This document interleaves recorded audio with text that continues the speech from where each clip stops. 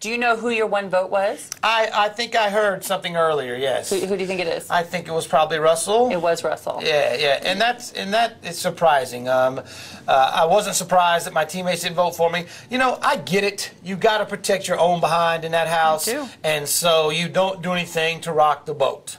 Exactly. And, well, it is a game, and I think it's interesting, and I think it's a testament to you. You went down really fighting. I thought you really stepped up playing the game. And look what, like, the argument you made with Russell about why he should keep you around, why she should shift alliances and switch to your side was a real logical argument. And if I was sitting there on your final speech, when you said you are sheep, you are following these people into your own eviction. Lemmings as You're well. lemmings. I honestly would have switched my vote in that moment, I think. I didn't think that, having watched the show for years, I didn't think that last speech meant anything. I figured everybody had gotten to that setting and already had their minds made up. And then Shima changed my mind week one and kind of gave me hope that that last second speech could change minds. Yeah, well, you know, I don't know why it didn't work better than it did. I really, before, you know, it was fun telling you who your one vote was, that it was Russell. So that leads me to this. I want to play a game with you called Did You Know? Okay. All right, you found this out at the very end during the exit interviews. Natalie is not 18, like she said she is. She's actually 24 years old. Why do you think she's telling people she's 18? I can't figure it out. I think it's a little, no, there's some of this game, especially early, is playing possum. I think that she wants to be underestimated. I'll say this, I kept my final speech, I kept her out of it because I thought she was an 18-year-old girl, and my mother and my mama would not have been happy with me had I went off on 8. If I'd have known she was 24, I'd have called her out too and said how sorry I feel for her poor boyfriend. Does she have a boyfriend, really? I don't know. I think so, yeah. She says she does. How I pitied her poor boyfriend for having to watch on a daily basis what she does. Laying in bed with another man for 16 hours a day and wearing his clothes is not something I'd want my boyfriend, girlfriend, husband, or wife doing. Call me crazy. Had I known she was 24, she could have got some on live TV too. She could have. Oh, she would have. Oh, I'm so glad you're not mad at me. Hey, I'm going to be nice to you. I'm a nice guy. I've been done wrong, and there's a. Well, you've been done wrong, and you've done a little wrong. We're gonna get to that in a second. Yeah, I do have some things I want to talk to you about. Here's another. Did you know? You know when Russell was berating Ronnie after the he went up and apologized to Ronnie because he goes, "I got to do that so they won't know that we're." I knew that. You knew that. Okay, great. What about this one? That Michelle is black. No, that she is a neuroscientist with a PhD. Oh, wow. Did you know that? I did not know that, and maybe that's why she freaked out so bad when I started asking her if she had her PhD. She strikes me as emotionally unstable, so maybe that's an act. Really? Emotionally unstable? I think she's on meds. You really do? I started to only go talk to her when I thought she was on her meds, actually. Really? You know, I mean, but... and single as well, right? No, she's married. Well, let's see what Vanessa thinks about that. And I know she has a question for you as well. Vanessa in Burbank, California, are you there? Hi. Hi, say hi to Casey. Hi, Casey. How are you, Vanessa in Burbank? I'm good. I'm bummed that you're going to not be on the show anymore. Well, thank you. I appreciate that. Well, me and my fiancé Tim are huge fans, and we were rooting for you from the beginning, so it's going to be sad to see you not on the show. Well, I appreciate the support, and I'm sorry I let you down. You really, really did let us all down. I'm totally kidding. From one teacher to another, you were definitely my favorite. So rock on, 5th grade teacher, Mr. Casey. Well, did you hear when Ronnie told me that I shouldn't be a teacher because I cursed and I went clubbing sometimes? Did you hear that? Are you a human? Yes, you are. That's what I say. I was like, it's legal. I'm over 21. If I want to do that, I can. Mm-hmm. Thank you. I was like, you're one with your moral compass to start challenging mine. That's right. We're heated about Ronnie. We're going to get to that in a second. But Vanessa, do you have a question for Casey? I do have a question for Casey. I was wondering what you make of the whole Jesse, Lydia, and Natalie love triangle. I think that is something. No, good question. I sense a lot of jealousy from those two girls. I think Jesse is probably playing both of them, he's got 2 votes. I mean, Kevin told me the other night that he was adding his pets, to keep around his votes.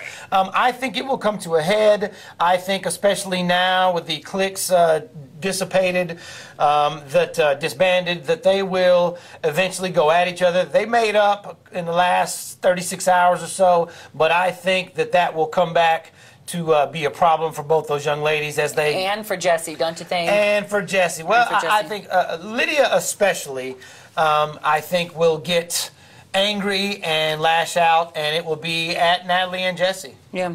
Hey, Vanessa, thank you so much for your call. We're going to send you a Bertolli meal as well, okay? And we're also going to send our emails a Bertolli meal. Remember, we have the guests every Friday. If you want to ask them a question, email us at insidedish@cbs.com. And this is where I got to ask you the tough question. So you're in the house. You obviously do not like Ronnie. And that's fair. It's fair to pick on Ronnie because he's in the house, he's playing the game, he's dishonest and all of that. But you took it a step further and you started picking on his wife. Some of the things you said about her is that she's fat. When they make love, and I'm paraphrasing here, you said it was sea walruses. Sea walruses bumping into each other. Yeah, I said it. Yeah, I said it. You said it. Do you know, she's not in the game. Do you have the right to pick on someone's family? If someone picked on your wife? Again, no. Isn't that out of bounds? I disagree. Feel free to buzz on the internet, folks. You're not in there. You've not been done as wrong as I've been done. And consider that a little bit of lashing out. I have a little bit of remorse. Yeah, because she didn't do any of the things Ronnie did to you, and she's sitting there watching, and I mean, that's got to really hurt her feelings. Well, then she needs to check her man then, don't she? Well, you know what she did is she emailed us. Okay. And here is her email. Well, this good. is to you. Come on, give me some. This is from Michelle, Ronnie's wife. She says, quote, I hold no ill will towards Casey. I was hurt by his words. There are many women who are overweight, but none of us deserve to be called fat. I'm a woman, and I love my curves. Again, I have no hard feelings. I hope other full-figured women can extend the same courtesy. Well, no, and do you want to apologize to Michelle right now? I don't know. What about to all the full-figured women out there? No, and I like women. I like women of. I love hips and curves. I think hips and curves are great. Yeah. It was a little bit childish of me, so I will apologize for being juvenile. You get emotional in that house, and your mind plays tricks on you. I don't want to use that as justification. It probably was inappropriate for me to do that, but did the pressure of the game get to you? Oh yeah. Yeah. And again, do you understand? I'm sitting here, $500,000 lighter because of what this dude did. Yes. And I have, I just. Again, it was probably a little childish, so Michelle, I will apologize. That wasn't right of me to say that, and I appreciate you forgiving me, and eventually I may forgive your husband. I'm not sure about that just yet. I have hope one day you'll be like, it's a game, we're fine, we're going to move on.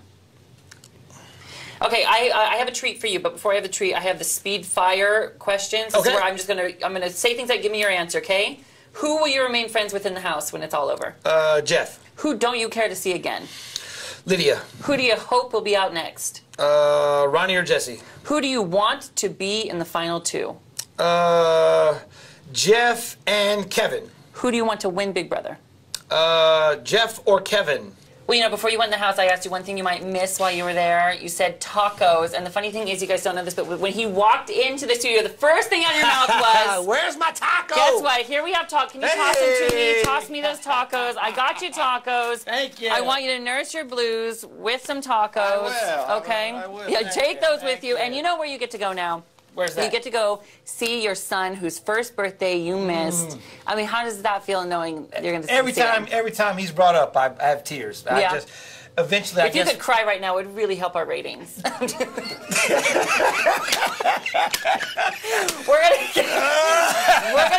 gonna let you go see your family. We're gonna get you to sign something. We're gonna give away on the show. We'll be right back Monday, right here on Inside Dish with psychotherapist Stacey Kaiser, who's also a Big Brother fan, dishing everything about what's going on inside the minds of everyone in Big Brother. Casey, good job, Mr. Ross. Thank you, man. Yeah, we'll see you Monday right here on Inside Dish. Bye. For more fun, check out theinsider.com/dish.